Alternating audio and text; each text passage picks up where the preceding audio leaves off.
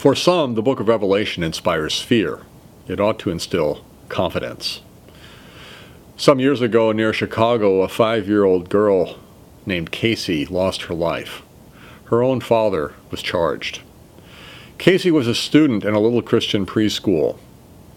What do you as a teacher say to your preschool class when the class meets after such a tragedy? Here is what happened in the teacher's own words. When the children came to the classroom, rather than having our leader of the day pray for the absent children as usual, we asked the children if they knew who was not here today.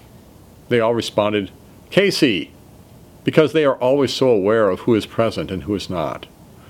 Then I explained to them that I had sad news for them. Casey will not be in our classroom anymore because last week she went to heaven and is with Jesus now.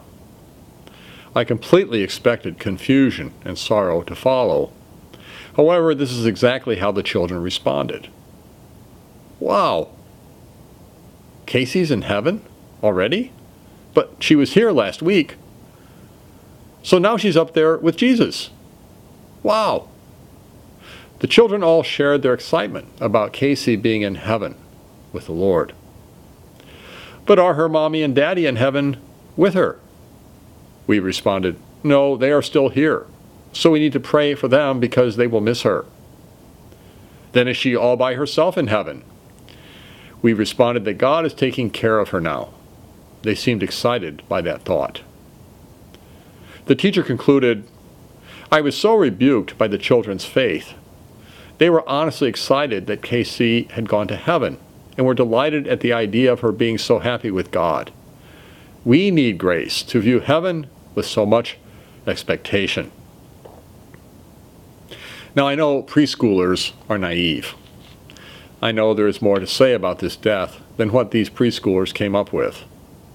The criminal courts had much to say about it. But those preschoolers did nail one thing. There is a great outcome, an exalted future, for those who die in the hope of eternal life. The book of Revelation, for all of its mysteries, clearly invites us to a life of confidence.